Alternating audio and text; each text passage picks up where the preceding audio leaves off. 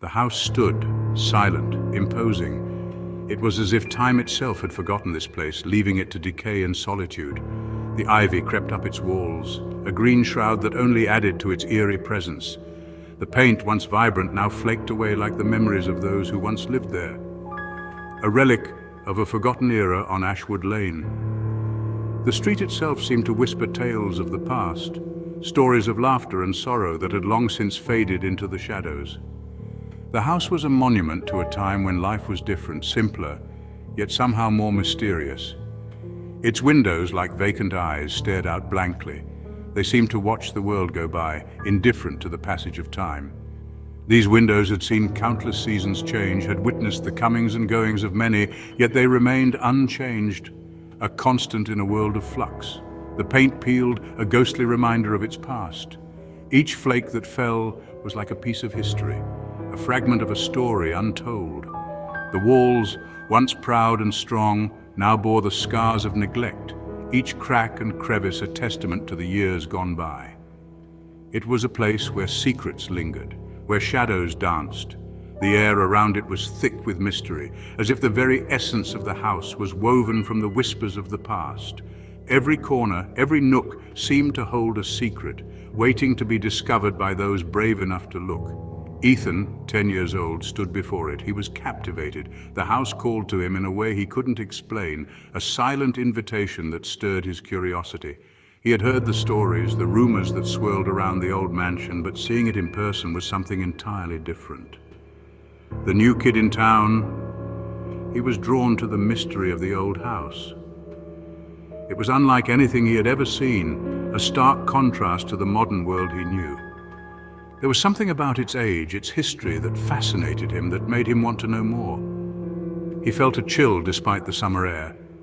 It was as if the house exuded a coldness, a presence that sent shivers down his spine, yet this chill only fueled his curiosity, made him more determined to uncover the secrets that lay within. Something about the house beckoned him closer. It was a pull he couldn't resist, a magnetic force that drew him in.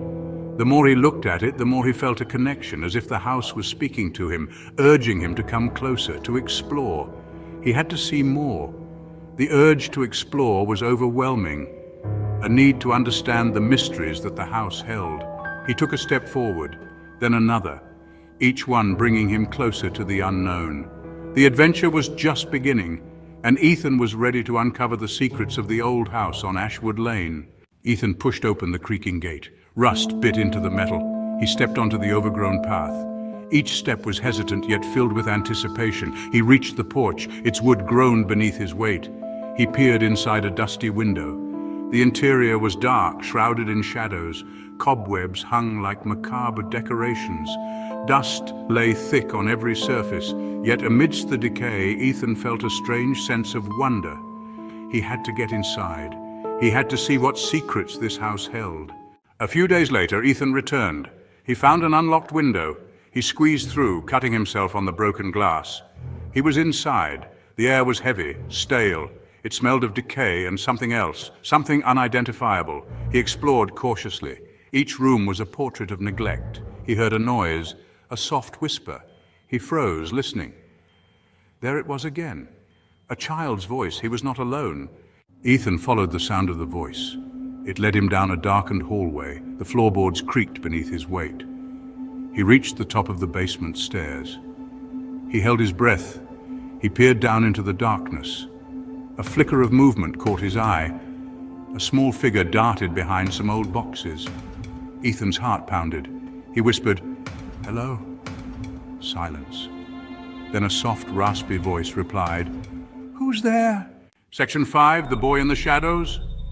Ethan descended the stairs, his hand gripped the railing, sticky with age. The basement was dark and damp, musty air filled his lungs. He saw him then, hiding behind a stack of old furniture, a boy. The boy was about Ethan's age. His clothes were torn and dirty, his face was pale, his eyes large and dark. Ethan felt an odd connection to him. He didn't seem threatening, he seemed scared. Section 6, An Unseen Presence. The basement was a labyrinth of shadows and whispers, a place where the air felt thick with secrets. Ethan's heart pounded as he descended the creaky wooden stairs, each step echoing in the silence. The dim light from a single bulb flickered, casting eerie shapes on the walls. Ethan approached the boy cautiously, his eyes scanning the room for any signs of danger. The boy stood in the corner, his face partially hidden in the shadows. Ethan's mind raced with questions, but he knew he had to be careful. The boy's presence here was as mysterious as the basement itself. "What's your name?" he asked, his voice barely above a whisper. The boy hesitated, his eyes darting around the room as if searching for an escape. "Samuel," he whispered back, his voice trembling. Ethan could see the fear in his eyes, a fear that mirrored his own.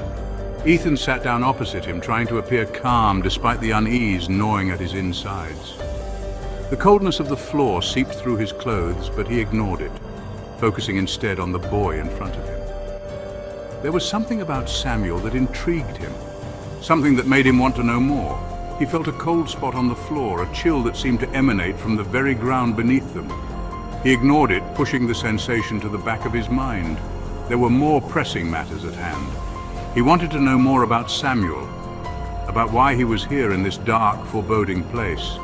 There was a story behind those eyes, a story that Ethan was determined to uncover. "Why are you here?" Ethan asked, his voice steady but filled with curiosity. The question hung in the air, heavy with expectation. Samuel looked down at his hands, his fingers trembling slightly. He seemed to be weighing his words, deciding how much to reveal. The silence stretched on, each second feeling like an eternity. "I live here," he murmured finally, his voice barely audible. Ethan frowned, confusion etching lines on his face. How could anyone live in such a place? He had seen no one else in the house, no signs of life other than the boy in front of him. The thought sent a shiver down his spine. What was going on here? He was about to ask another question when he heard it, a sound that made his blood run cold. It was a low, guttural growl coming from the shadows that seemed to move and shift around them. A low growl coming from the shadows. Ethan's heart raced as he turned towards the sound, his eyes straining to see what lurked in the darkness. The basement seemed to close in around them, the walls pressing in as the growl grew louder. What had they stumbled into? Section 7, a game of hide and seek. Samuel's eyes widened in fear. "We have to go," he whispered urgently. Ethan was confused. Before he could ask what was wrong, Samuel grabbed his hand. They ran. They hid in a small alcove beneath the stairs. The growling grew louder. It seemed to be circling them. Ethan was terrified. He held his breath, hoping whatever was making that noise wouldn't find them. Samuel squeezed his hand tightly. He looked terrified. Section 8. A ghastly discovery. The growling faded. Silence descended again, heavy and oppressive. Ethan and Samuel emerged from their hiding place. The basement seemed different now, colder, more menacing. They decided to leave. As they reached the bottom of the stairs, Ethan saw something. It lay on the floor, half hidden in the shadows. It was a doll that looked exactly like Samuel. But this doll was old, its porcelain cracked, its eyes staring blankly. Ethan felt a chill run down his spine. Section 9, trapped. Ethan turned to Samuel. He wanted to ask him about the doll, but Samuel was gone. He was alone.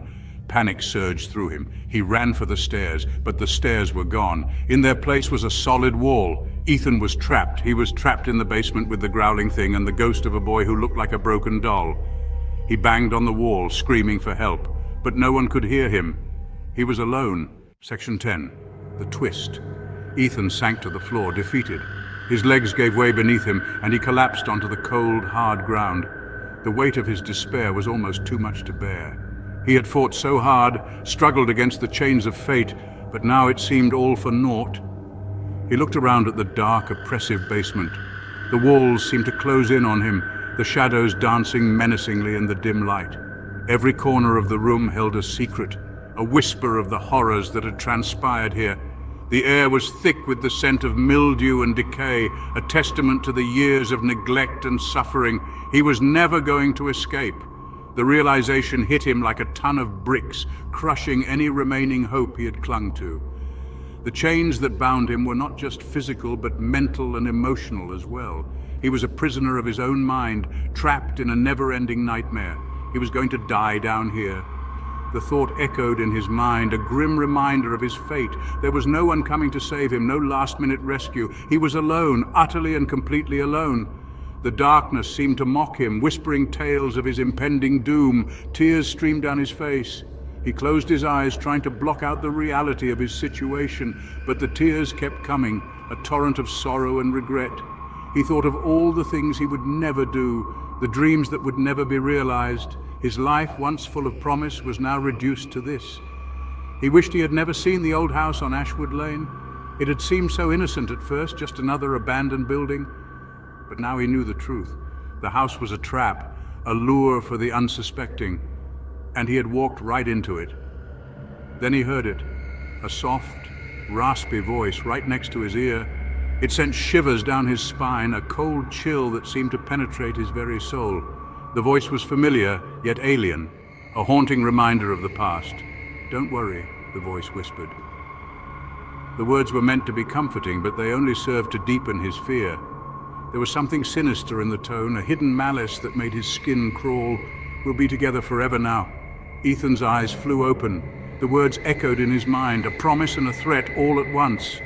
He looked around, trying to find the source of the voice, but there was no one there. Or so he thought. Standing before him was Samuel, but something was different. Samuel was smiling. It was a smile that held no warmth, only cold, calculating malice. Ethan's heart raced as he took in the sight before him, and in his hand he held a rusty, blood-stained knife. The blade glinted in the dim light, a stark reminder of the violence that had taken place. Ethan's mind raced, trying to make sense of it all. How had it come to this? The doll on the floor was gone. It had been there just moments before, a silent witness to his torment, but now it had vanished, leaving behind only an eerie sense of foreboding. Ethan's breath came in ragged gasps as he tried to comprehend the full extent of his predicament. The basement, the voice, Samuel, the knife, it all seemed like a twisted nightmare from which there was no escape.